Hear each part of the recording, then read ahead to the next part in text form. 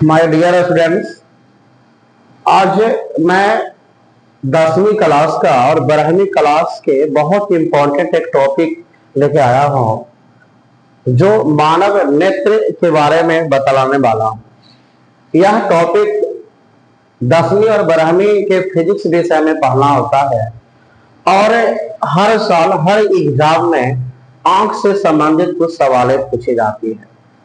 दीर्घ उत्तरीय और लघु उत्तरीय दोनों में यह प्रश्न पूछा जाता है कि मानव नेत्र कैसे कार्य करता है, मानव नेत्र की बनावट कैसी होती है और इससे मानव नेत्र में कौन कौन सी समस्या या कौन कौन सी दोष हो जाता है, कौन कौन सी बीमारियां हो जाता है।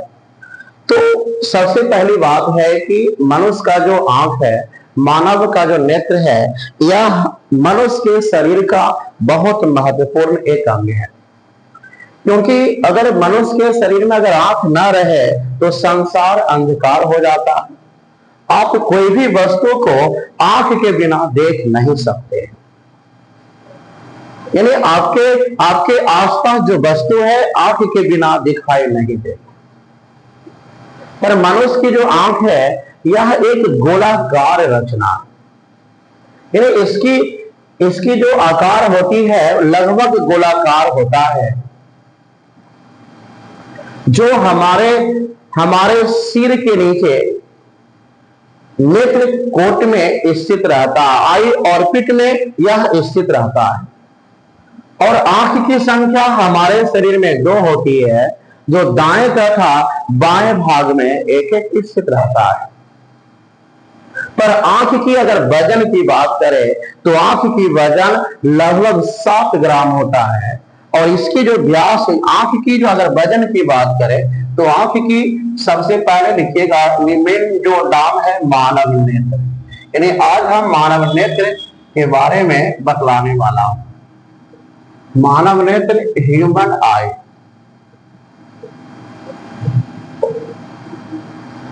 तो मानव जो नेत्र है इसकी जो वजन होती है, इसकी वजन लगभग 7 ग्राम के आसपास होता है।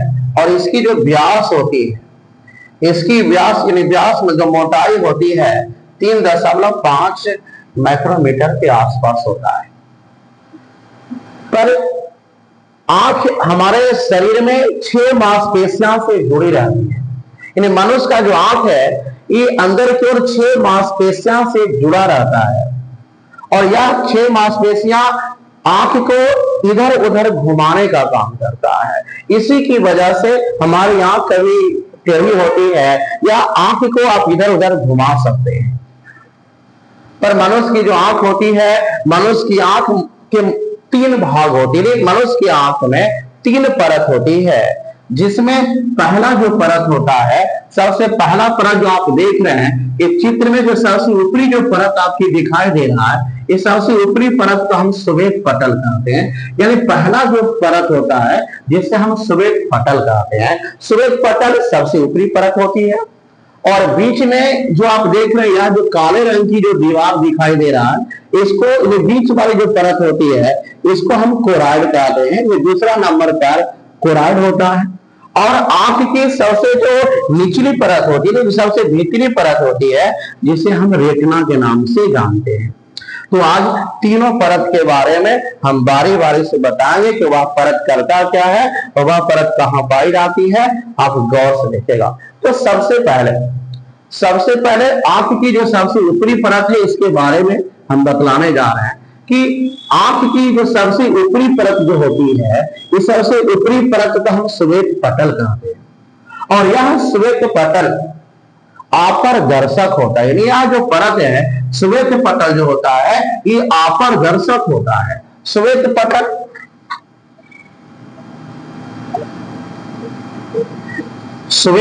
जो होता है ये अपारदर्शक होता है।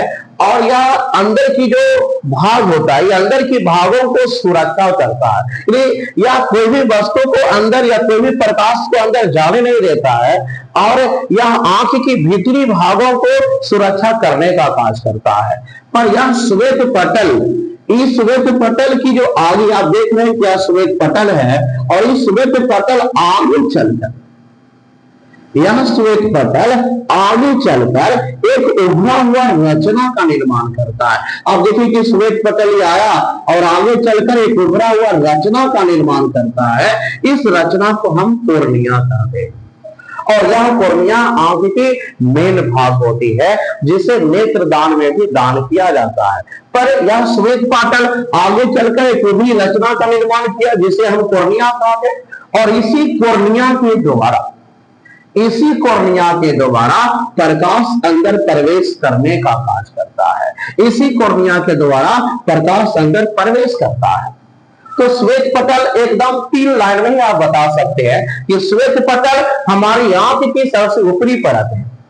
श्वेत पटल हमारी आंख की सबसे ऊपरी परत है, जो अपारदर्शक होता है, और यह आंख के भीतरी भागों को सुरक्षा करता है। पर यह परत आगे चलकर एक उभरी रचना का निर्माण करता है। इस उभरी रचना को हम कोर्निया कहते हैं, और इसी कोर्निया काला रंग से होता है, और इसी कोर्निया के द्वारा प्रकाश अंदर प्रवेश करने का कार्य करता है। अब दूसरा जो भाग है कोराइड, आप कोराइड के बारे में देखिए। कोराइड में आपको सीधे कहना है कि हमारी आंख की जो बीच की जो परत होती है, आंख की जो बीच की जो परत होती है, आंख की बीच की परत को हम कोराइड कहते हैं, और ये कोराइड ये भी काला रंग का होता है और अपारदर्शक होता है। यानी आंख के बीचली परत को हम कोराइड कहते हैं। कोराइड अपारदर्शक होता है और काले रंग का होता है। पर कोराइड की जो आगे की जो भाग होती है, कोराइड की जो आगे की जो भाग होती है, ये आगे वाले भाग को, आगे वाले भाग हल्की खाली रहती है, इस आगे वाले भाग को हम आइरिस कहते हैं। यह जो आप भाग देख रहे हैं, ये आगे आकर के हल्का निकल गया, इस भाग को हम आइरिस कहते हैं। और यह जो आइरिस होता है, प्रकाश की गति को कंट्रोल करता है। यह आइरिस प्रकाश को तीव्र करने का काम करता है, या उसको धीमे करने का काम करता है। प्रकाश की गति पर कंट्रोल करता है, तेज रोशनी को कम करता है, कम को थोड़ा तीव्र करता है, प्रकाश पे कंट्रोल करता है। और यह जो आइरिस होता है, आइरिस के पीछे जो होती है, आइरिस के पीछे लेंस लगी होती है। अब की जो सबसे निचली जो परत होती है, आंख की जो सबसे निचली परत होती है, आंख की सबसे निचली परत को हम रेटिना कहते हैं। यानी आंख की जो सबसे तीसरा परत जो होता है, इस परत को हम रेटिना कहते हैं। और यह जो रेटिना है, यह रेटिना एकदम आंख के सबसे अंदर भाग पाई जाती है। और ये रेटिना जो होता है, आगे चलकर यह रेटिना आगे चलकर एक फूला हुआ रचना में कन्वर्ट हो जाता है। और यह जो फूला हुआ जो रचना रहता है, ये रचना को हम सिलियरी मांसपेशियां के नाम से जानते हैं। यह रचना कोराइड से भी जुड़ा रहता है। यह जो फूला हुआ जो भाग है, ये कोराइड से जुड़ा रहता है। इस रचना को हम सिलियरी मांसपेशियां कहते हैं। और यही सिलियरी मांसपेशियां लेंस को अच्छी तरह जकड़े हुए रहता है। इस सिलियरी मांसपेशियां के द्वारा लेंस अच्छी तरह जकड़े हुए रहता है। और जैसे ही हम लोग कोई वस्तु को देखते हैं, आंख के द्वारा जैसे हम कोई वस्तु को देखते हैं, तो वस्तु से प्रकाश टकराकर हमारे लेंस के द्वारा रेटिना पर जाती है, और रेटिना पर जाकर के उस वस्तु का यहाँ प्रतिबिंब बनता है। यानी कोई भी वस्तु का जो प्रतिबिंब बनता है, हमारी आंख की रेटिना पर बनती है, और रेटिना पर वह वस्तु का चित्र छप जाता है, जिससे हम उस वस्तु को देख पाते हैं। पर यह जो चित्र होता है, यह चित्र जो होता है, फिर पीठ बिंदु से होते हुए हमारे मस्तिष्क में जाती है, और मस्तिष्क इसको सीधा करके अच्छी तरह देखने का कार्य करता है। पर आंख के बीच में आप देख रहे हैं कि इसमें कजाव द्रव होता है। यह जो द्रव होता है, ये भी प्रकाश की गति को कंट्रोल करने का कार्य करता है। देखिए, आंख में बहुत सारी समस्याएं भी हो जाती है। आंख रेटिना पर भी, रेटिना में मुख्यतः 2 प्रकार की कोशिका पाई जाती है।